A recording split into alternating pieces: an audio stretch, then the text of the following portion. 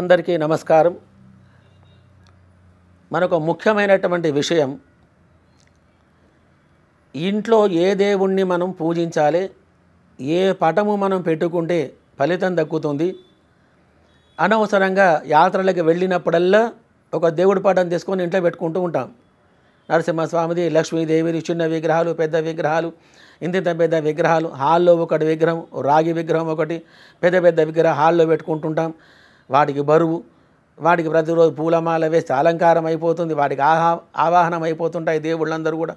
కాబట్టి ఇటువంటి చిల్లరనే చేసుకోకుండా ఇంట్లో కులదేవత ఎవరైతే ఉన్నారో ఆ యొక్క కులదేవతను మనం తెలుసుకోవాలి. బ్రాహ్మణులకు ఒకటి ఉంటుంది, మిగతా వారికి ఒకటి ఉంది, వైశ్యాస్కి ఒకటి ఉంటుంది. ఎవరి ఇంటి ఆచార ప్రకారంగా కులదేవత అనేది వాళ్ళకు నిర్ణయం చేసి ఉంటాయి.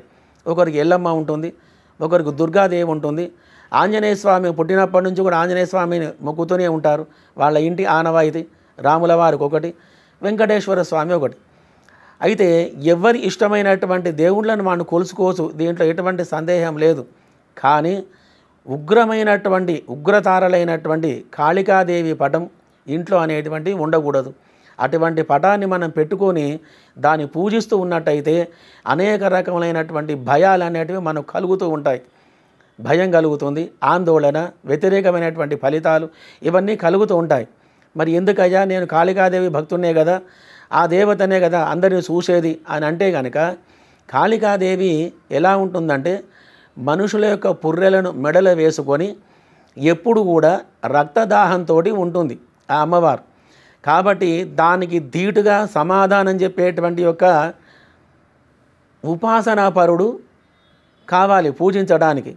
చిన్న వాళ్ళు ఆ దేవుని పూజించడానికి సరిపోరు. మరి కాబట్టి ఇంట్లో అటువంటి మహాభీకరమైనటువంటి పటాలను ఉంచుకొని పూజ చేస్తుంటే ఇంట్లో గొడవలు అనేటివి జరుగుతూ ఉంటాయి. మరి కాబట్టి సౌమ్యమైనటువంటి పటాలు మనం పెట్టుకోవాలి. లక్ష్మీదేవి అందరూ పూజించవచ్చు, కొందరికి పడుతుంది, కొందరికి పడదు కూడా లక్ష్మీదేవి. కొందరు భైరవుడు పడతారు, కాలభైరవుని పూజిస్తూ ఉంటారు. కొందరు విష్ణుమూర్తిని, ఆంజనేయ స్వామిని.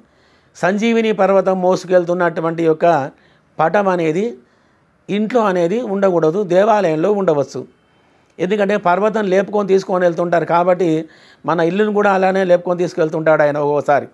కాబట్టి అటువంటి సందర్భాలలో ఆంజనేయ స్వామి, పబ్బతి ఆంజనేయ స్వామి, అభయాస్తంతో ఉన్నటువంటి ఒక ఆంజనేయ స్వామిని పెట్టుకొని పూజిస్తున్నట్టయితే సర్వదా మంచి అనేది మనకు జరుగుతుంది. లక్ష్మీదేవిని పూజించండి, తప్పు లేదు. దుర్గాదేవిని పూజించండి, దుర్గాదేవి కూడా ఒకరికి పడుతుంది. ఎప్పుడు కూడా నిమ్మకాయల బలులు ఇస్తూ ఉండాలి, గుమ్మడికాయలు కొడుతూ ఉండాలి, ప్రతి అమావాస్యకు ఆమెకు బలి ఇవ్వాలి, నిమ్మకాయల దండ వేస్తూ ఉండాలి, చందనంతో ఆమెకు దిష్టి తీస్తూ ఉండాలి. ఇవన్నీ ప్రక్రియలు ఉంటాయి. కాబట్టి కొంతమంది చేసుకుంటుంటారు వాళ్ళు, అది పూజించవచ్చు, దానికి దోషం లేదు. కానీ సౌమ్యంగా మంచిగా మనకు లక్ష్మీదేవి కళకళలాడాలంటే లలితాదేవి పటము కానీ, మహాలక్ష్మీదేవి పటము కానీ, వినాయకునితోటి లక్ష్మి, గణపతి, సరస్వతి ఈ పటాలు కానీ పెట్టుకొని పూజించడం వల్ల ఎటువంటి యొక్క ఇబ్బందులు కలగకుండా లక్ష్మీదేవి మనకు అనుకూలంగా ఉంటుంది. అవసరమైనప్పుడు మనకు ధనం సంప్రాప్తమవుతుంది.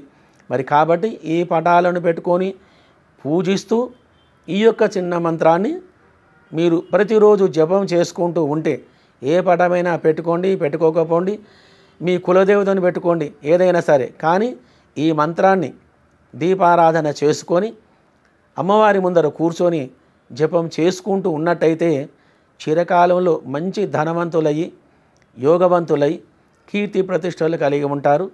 ఆ మంత్రం ఏంటో చూద్దాం.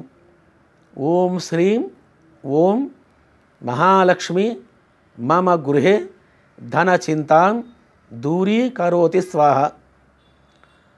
ఈ యొక్క మంత్రం మంచి బీజాక్షరాలు, లక్ష్మీదేవి కటాక్షం ఎంబడే కలిగేటువంటి శాబర మంత్రం 41 రోజులు చేయండి.